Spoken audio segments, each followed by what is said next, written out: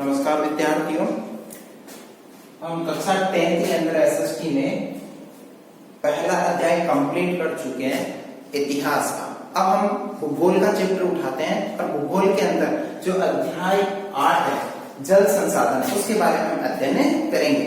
जल संसाधन के बारे में और जल संसाधन की संपूर्ण जानकारियां हम प्राप्त करेंगे। देखो, जल प्रकृति की अनुपम देन बताई गई है, यानी जल को बहुत ही महत्वपूर्ण स्थान दिया गया है। जल प्रकृति की अनुपम देन है, यानी जल को क्या स्थान दिया गया है? बहुत ही महत्वपूर्ण स्थान दिया गया है। क्योंकि जल, हिंदू धर्म के अंदर बताया गया कि जल ही जीवन है और जल को हम देवता के रूप में भी क्या करते हैं? स्वीकार करते हैं। कि जल किस रूप में माने गए? देवता के रूप में हम इन्हें स्वीकार करते हैं। और जो धरातल है यानी पृथ्वी पर, यानी पृथ्वी के धरातल पर 31% जल, सॉरी 71%, 71% क्या बताया गया है? जल बताया गया है। और बाकी कितना बचा? 29% को क्या बताया गया है? भूभाग बताया गया, यानी भूमि का जो हिस्सा है वो कितना है? 29%। और 71% पे क्या बताया गया? जल बताया गया। और ऐसा बताया जाता है कि पृथ्वी पर 97% जल है। 97% क्या बताया गया? जल। कितना जल है? 97% जल बताया गया है। ठीक है। और 3% जल क्या बताया गया? उपयोग हेतु। 3% जो जल है वो उपयोग हेतु है।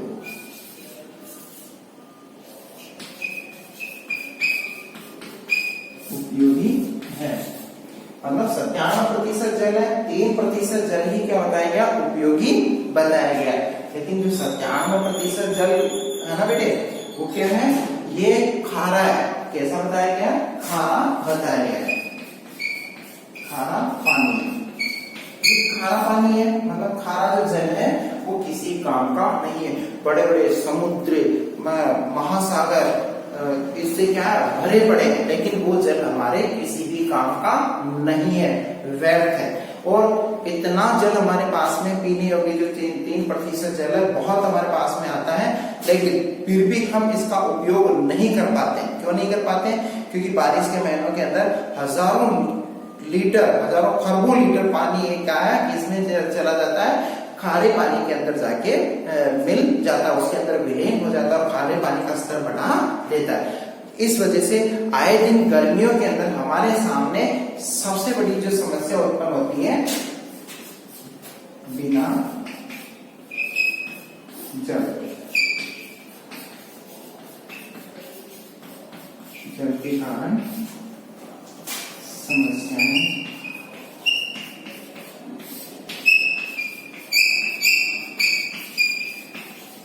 समस्याएं रहती है पेयजल की।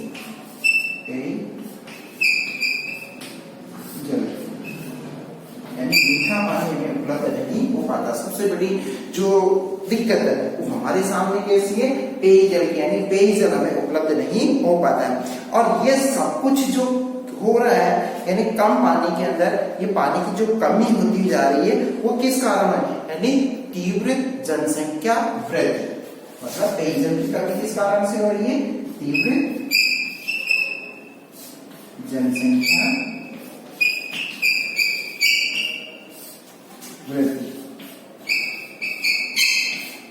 क्योंकि दिन ब दिन क्या हो रही है? पृथ्वी पे जनसंख्या बढ़ती हुई जा रही है और उस पृथ्वी पे बढ़ने वाली जनसंख्या के कारण हमें जल संकट का सामना करना पड़ रहा है, जिससे जल संकट उत्पन्न हो रहा है।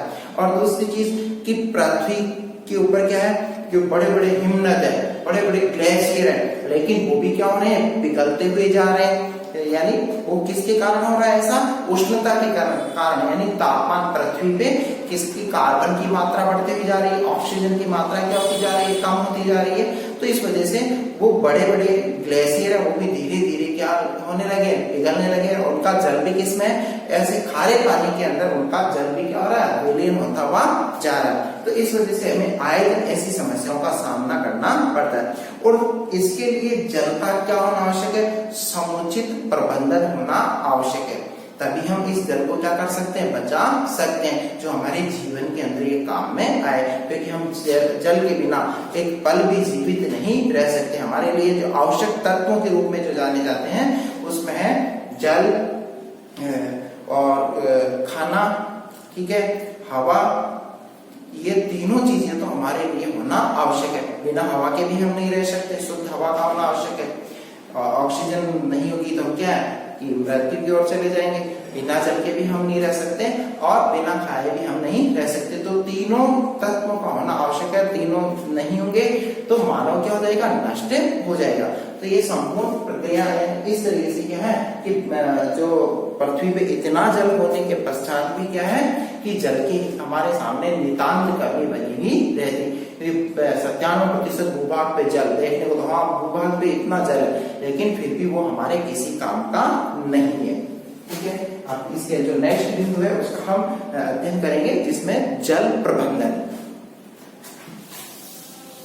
जल प्रबंधन के बारे में अध्ययन करेंगे। ये भूगोल का खंड है बेटे, जल प्रबंधन। प्रबंधन से तात्पर्य है कि जल का प्रबंधन, जल का उपयोग इस तरीके से होना चाहिए।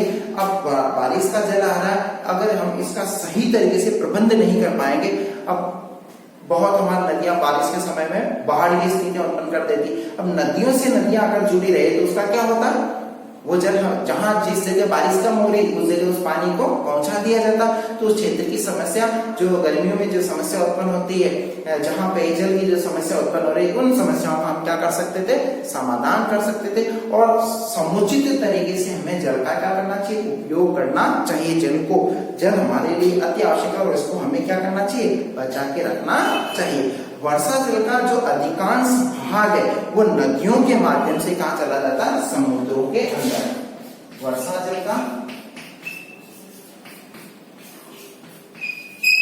अधिकांश भाग समुद्र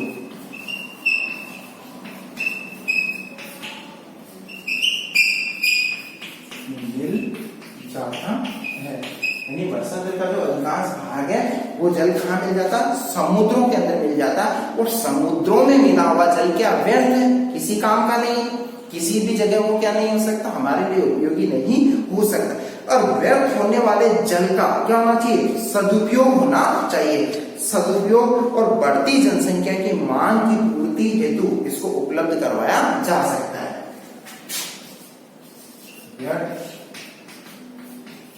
जल का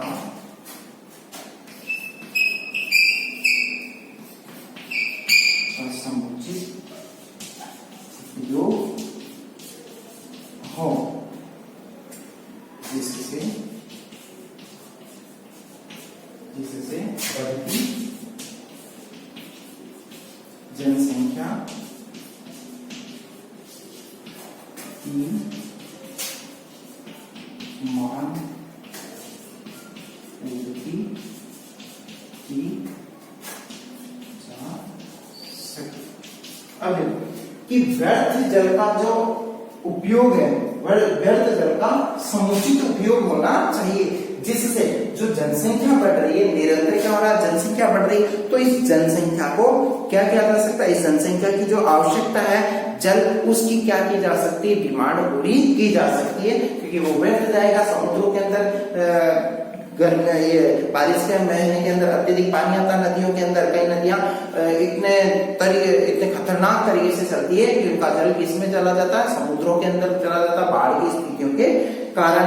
तो इस वजह से उसका समुचित क्या होना चाहिए? उपयोग होना चाहिए। यानी अनियमितता, और जो अनियमितता बनी है और अनियमितता के कारण सूखे की स्थितियां उत्पन्न हो रही, तो ऐसी सूखे की स्थितियों को भी क्या किया जा सकता है? निपटारा किया जा सकता है, उसकी भी रक्षा की जा सकती है। इस तरह से व्यर्थ जल का हम क्या करें? उपयोग होना चाहिए। अब व्यर्थ जल का उपयोग जो है वो किस तरीके से किया जाए? ऐसी योजनाएं बनाई जाए, और वो योजना कैसी? पंचवर्षीय योजनाओं से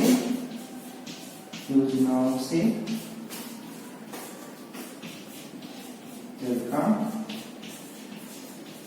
उपयोग करें। यानी पंचवर्षीय योजनाओं के माध्यम से हम क्या कर सकते हैं, ऐसे जल का उपयोग कर सकते हैं जो व्यर्थ जा रहा है। और जो जहां पे ये बाढ़ की जो स्थितियां हो रही और जो पंचवर्षीय योजनाओं के माध्यम से इस तरीके से इनको उपयोग किया जा सकता है, बहुउद्देशीय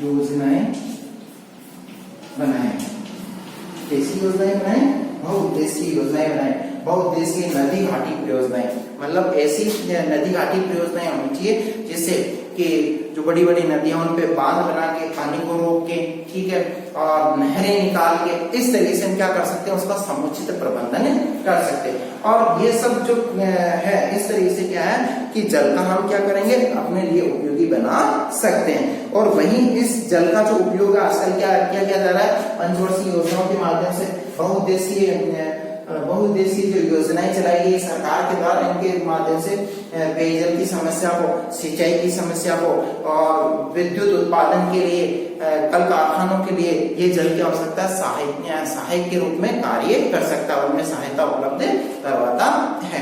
और ऐसी बहुउद्देशीय परियोजनाओं को, यानी भारत के जो प्रधानमंत्री प्रथम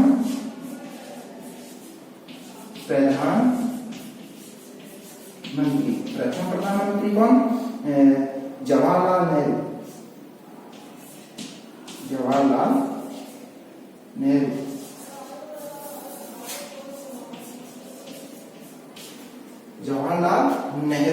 प्रथम प्रधानमंत्री जवाहरलाल नेहरू ने नदी घाटी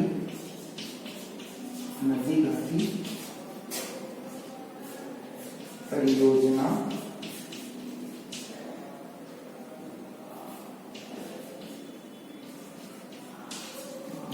परियोजनाओं को आधुनिक भारत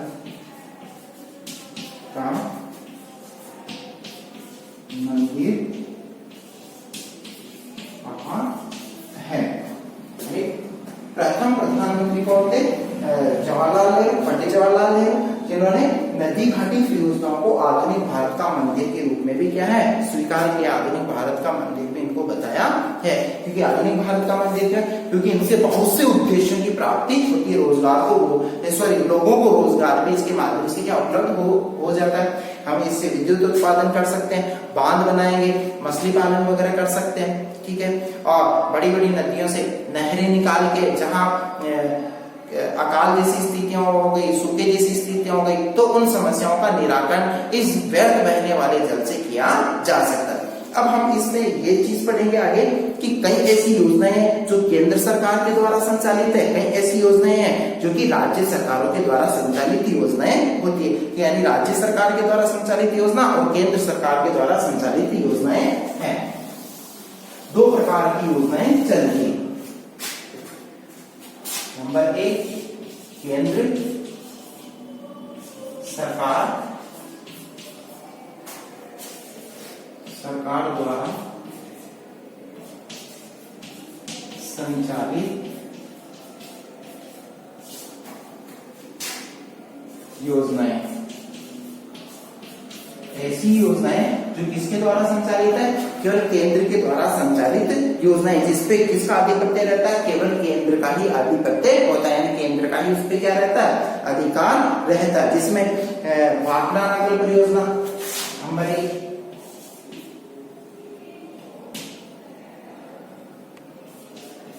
भाखड़ा नांगल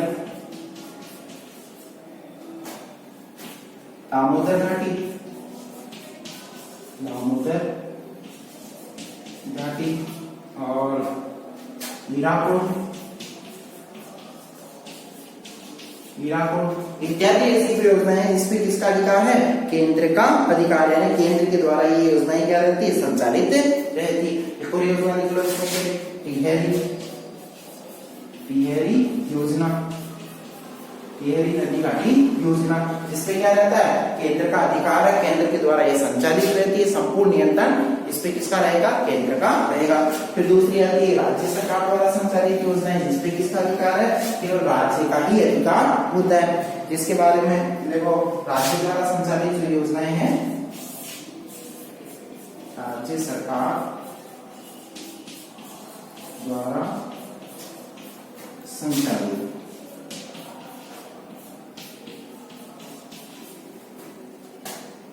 नदी घाटी परियोजना, ठीक है, जिसमें आप ले लो पहले राजस्थान से ले लो बीसलपुर, इस पे केवल राज्य का ही अधिकार है, यानी राज्य ही इस पे क्या है, राज्य का ही इस पे अधिकार है, बीसलपुर हो गया, ठीक है। और इसके साथ में आप नागार्जुन सागर परियोजना, ये हो गया राजस्थान, इधर नागार्जुन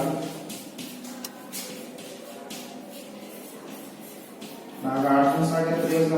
तो इस तरीके से राज्य का जिस पे अधिकार है नागार्जुन सागर परियोजना, जो कि आंध्र प्रदेश के अंदर स्थित है। और फिर हो गई है क्या, गंडक परियोजना, जो कि बिहार के अंदर स्थित है, क्योंकि आंध्र प्रदेश के अंदर, ठीक है। और दूसरी होगी गंडक परियोजना,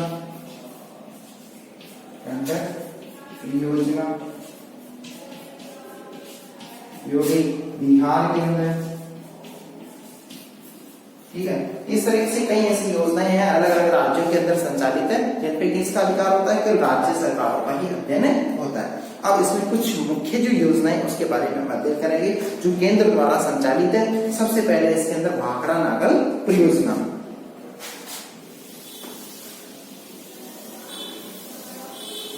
अब देखो, ये जो भाखड़ा नागल जो परियोजना है, ये 1963 के अंदर संचालित की गई थी।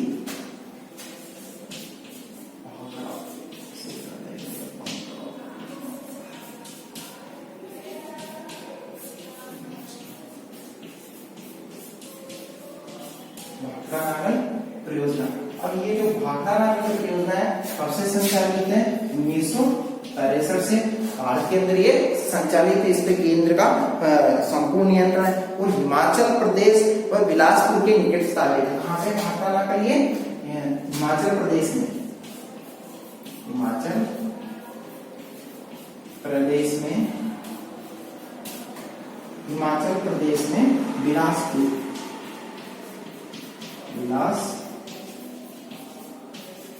में, हिमाचल प्रदेश में बिलासपुर के पास स्थित है। कहां पे स्थित है, बिलासपुर के पास में ये स्थित है। और ये जो परियोजना है, ये पंजाब, हरियाणा और राजस्थान की संयुक्त परियोजना, किसकी है, संयुक्त परियोजना, किसकी, संयुक्त परियोजना किसकी है, ये पंजाब के बाद में हरियाणा, राजस्थान इत्यादि की परियोजना है। ये संयुक्त रूप से, यानी तीनों राज्यों का इस परियोजना पे आधिपत्य है। इनके तीनों के सहयोग से ये परियोजना की जा रही है, संचालित की जा रही है। अब इस परियोजना पे क्या कार्य होता है, किस उद्देश्य से इसको स्थापित किया गया है, सिंचाई, विद्युत उत्पादन। उद्देश्य क्या है इसका, उद्देश्य है सिंचाई, ठीक है, सिंचाई है। फिर विद्युत, सिंचाई, विद्युत, और इस पे क्या कहते हैं, सिंचाई, विद्युत, पेयजल आपूर्ति के लिए, पेयजल इत्यादि, ये क्या है, पेयजल आपूर्ति हेतु। यानी इसका उद्देश्य क्या होगा, ये कहा भाखड़ा नागल परियोजना 1963 से अंदर इसको संचालित किया गया था। हिमाचल प्रदेश के बिलासपुर के पास में स्थित है, और संयुक्त परियोजना के नाम से जानी जाती है, जिसमें पंजाब, हरियाणा, राजस्थान है। और उद्देश्य क्या है, सिंचाई का उद्देश्य, विद्युत इसके उत्पादन की जाती है, और पेयजल के लिए इसका जल काम में लिया जाता है। इस तरीके की ये योजना संचालित हो रही है। पहला ये भाखड़ा बांध जो है, पहला है जो कि बहुत क्या बनाया गया, भाखड़ा, मतलब बहुत ऊंचा बांध है, 518.18 कुछ ऐसे इसकी क्या बताई गई है, ऊंचाई है, यानी विश्व का सबसे ऊंचा ऊंचा ऊंचा बांध। अब ऊंचा, अब दो देखो आप कंफ्यूजन हो गए कि भाखड़ा और दूसरा कौन सा है, हीराकुंड। भाखड़ा मतलब किस तरीके से किया जाता है, ऊंचक्की किया जाता है भाखड़ा, तो मतलब ये ऊंचक्की किया जाता है, मतलब ऊंचाई, मतलब क्या हो गई, ये ऊंचा बांध हो गया। और हीरा कैसा होता है, हीरा इस तरीके से होता है, इस तरीके से होता है हीरा, उसका फैलाव होता है हीरे का, हीरे का क्या होता है, फैलाव होता है, तो वो लंबा हो गया, यानी वो तो सबसे लंबा बांध हो गया, कौन सा, हीराकुंड। और भाखड़ा कैसा हो गया, ऊंचक्की किया जाता है, मतलब लंबा, ये क्या हो गया, लंबा बांध। इस तरीके से आप इसकी पहचान कर सकते हो, ये याद रखने का एक तरीका हो गया, ठीक है। अब जो ये बांध, भाखड़ा जो बांध है, इस पे दो अलग अलग बांध बनाए गए, एक भाखड़ा के नाम से, दूसरा नांगल के नाम से है।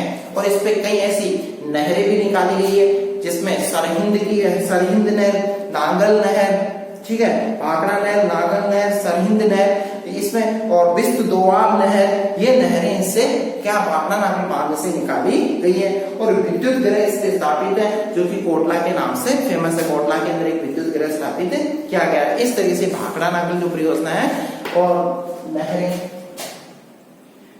संचालित नहरें, संचालित नहरें। अब जो संचालित जो नहरें हैं, इसमें आप कर लो सरहिंद, विस्त दोआब, विस्त दोआब, भाखड़ा, भाखड़ा नहर, विस्त दोआब नहर, सरहिंद नहर और नांगल नहर, नांगल नहर।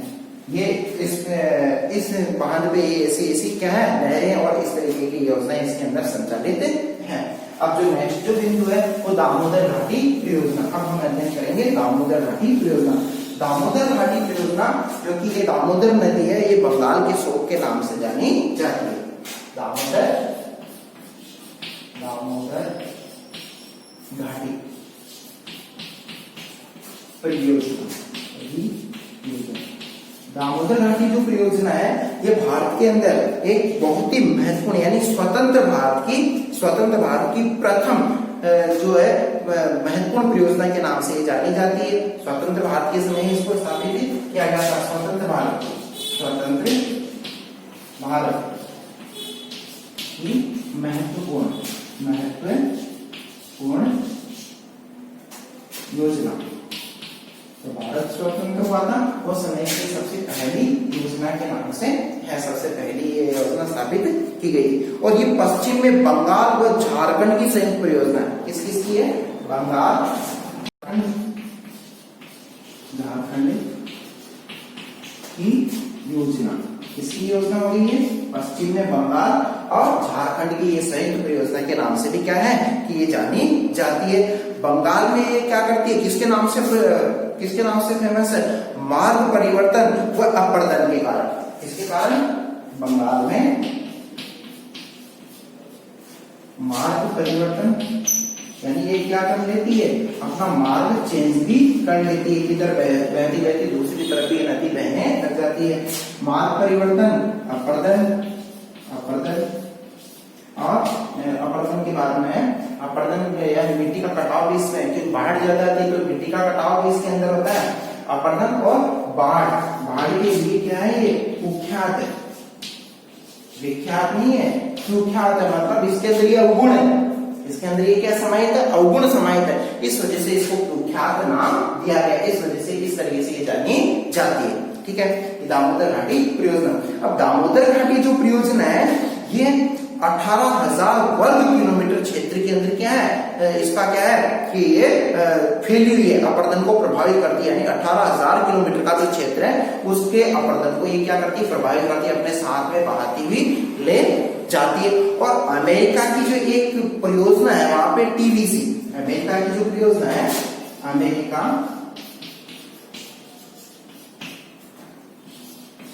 की परियोजना टीबीसी, कौन सी है? टीबीसी। वैसी ही परियोजना हमारे भारत के अंदर, नहीं भारत में डीवीसी, इसको क्या नाम दिया गया? डीवीसी के नाम, डीवीसी का नाम दिया गया। जो अमेरिका के अंदर डीवीसी दिया गया, यानी टेनेसी नदी पे ये परियोजना संचालित है। तो हमारी ये जो परियोजना है वो किस पे संचालित है? दामोदर घाटी पे। ये कहाँ पे? टेनेसी नदी, टेनेसी पे स्थानित है, मतलब संचालित है, सॉरी, टेनेसी नदी, टेनेसी नदी पे है। और हमारे इस पे दामोदर नदी पे स्थापित है। इस तरीके से ये परियोजना, और स्थानीय निवासियों के जीवन स्तर के अंदर ये क्या करती है? सुधार करना। मतलब इसका उद्देश्य क्या है? इस योजना का जो उद्देश्य है, स्थानीय निवासियों के जीवन में सुधार। स्थानीय निवासी के जीवन में सुधार करना। इस परियोजना का उद्देश्य क्या है? जो स्थानीय निवासी उनके जीवन स्तर के अंदर क्या करना है? सुधार लाना। इस तरीके से इस योजना को संचालित किया गया है। और ये दुर्गापुर में 3 जल विद्युत ग्रह भी इस पे क्या किए गए? निर्मित किए गए, दामोदर घाटी परियोजना। इस तरह से दामोदर घाटी परियोजना हमारे भारत के अंदर संचालित है। और स्वतंत्र भारत की प्रथम जो परियोजना उसके नाम से भी जानी जाती है। अब पढ़ते हैं हम हीराकुंड परियोजना। हीराकुंड परियोजना के बारे में जानकारी अर्जित करते हैं। हीराकुंड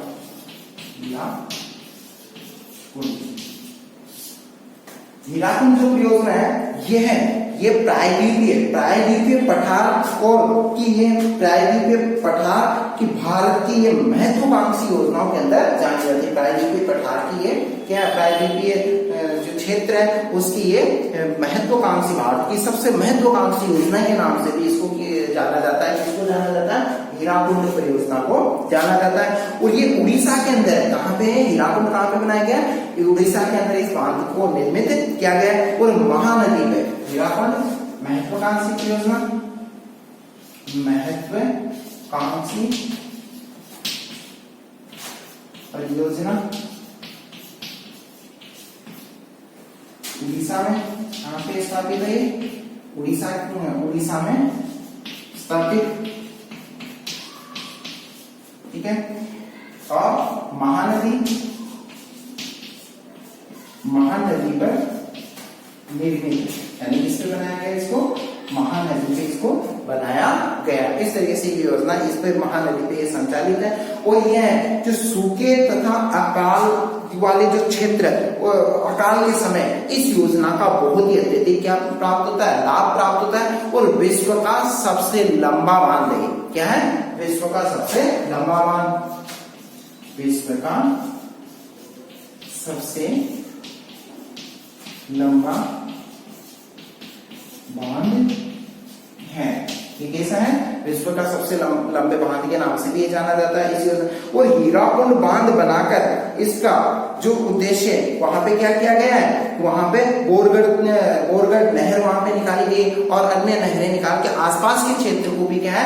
जल वितरण का कार्य किया जाता है। जैसे वहां की आर्थिक समृद्धि के लिए जानी जाती है ये योजना।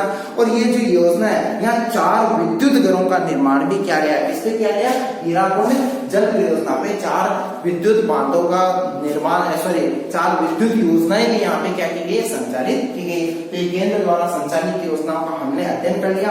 अब इसके बारे में अब आगे जो हम अध्ययन करेंगे वो है राजस्थान से संबंधित योजनाओं के बारे में अध्ययन करेंगे। धन्यवाद।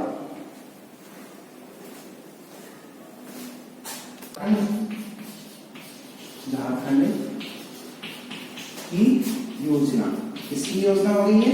पश्चिम में बंगाल और झारखंड की ये संयुक्त परियोजना के नाम से भी क्या है कि ये जानी जाती है। बंगाल में ये क्या करती है? किसके नाम से फेमस है? मार्ग परिवर्तन व अपरदन के कारण। किसके कारण? बंगाल में मार्ग परिवर्तन यानी ये क्या कर लेती है, अपना मार्ग चेंज भी कर लेती है, किधर बहती बहती दूसरी तरफ ये नदी बहने लग जाती है। मार्ग परिवर्तन, अपर्दन, और अपर्दन के बाद में अपर्दन या मिट्टी का कटाव भी इसमें, क्योंकि बाढ़ ज्यादा आती है तो मिट्टी का कटाव भी इसके अंदर होता है। अपर्दन और बाढ़ के लिए क्या है, ये कुख्यात है, विख्यात नहीं है, कुख्यात है, मतलब इसके अंदर ये अवगुण है, इसके अंदर ये क्या समाहित है, अवगुण समाहित है, इस वजह से इसको कुख्यात नाम दिया गया, इस वजह से इस तरीके से ये जानी जाती है। ठीक है, दामोदर घाटी परियोजना। अब दामोदर घाटी जो परियोजना है ये 18,000 वर्ग किलोमीटर क्षेत्र के अंदर क्या है, इसका क्या है कि ये फैली हुई है, अपर्दन को प्रभावित करती है, यानी 18,000 किलोमीटर का जो क्षेत्र है उसके अपर्दन को ये क्या करती है, प्रभावित करती है, अपने साथ में बहाती हुई ले जाती है। और अमेरिका की जो एक परियोजना है वहां पे टीवीसी, अमेरिका की जो परियोजना है, अमेरिका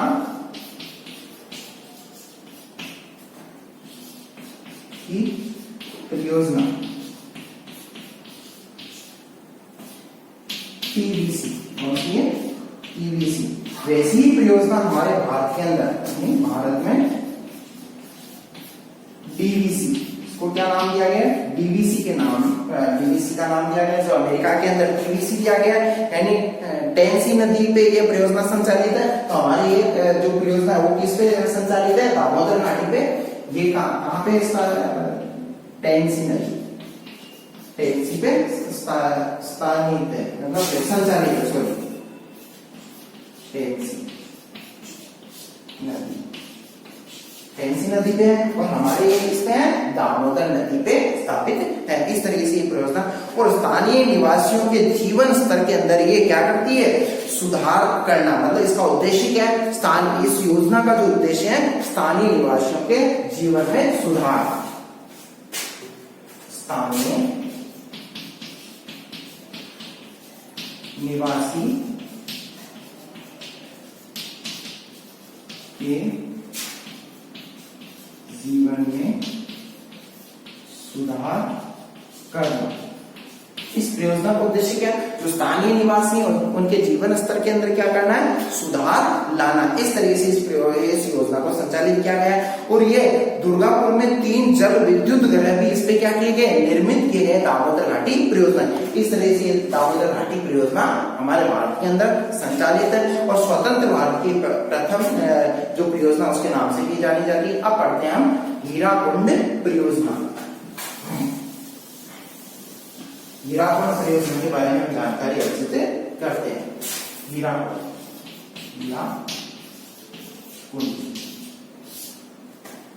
जो परियोजना है ये प्रायद्वीपीय पठार और की ये प्रायद्वीपीय पठार की भारत की ये महत्वाकांक्षी योजनाओं के अंदर जानी जाती है। प्रायद्वीपीय पठार की ये क्या, प्रायद्वीपीय जो क्षेत्र है उसकी ये महत्वाकांक्षी, भारत की सबसे महत्वाकांक्षी योजना के नाम से भी इसको जाना जाता है। किसको जाना जाता है, हीराकुंड परियोजना को जाना जाता है। और ये उड़ीसा के अंदर है, कहाँ पे है, हीराकुंड कहाँ पे बनाया गया, ये उड़ीसा के अंदर इस बांध को निर्मित किया गया है। और महानदी पे हीराकुंड महत्वाकांक्षी परियोजना, महत्वाकांक्षी परियोजना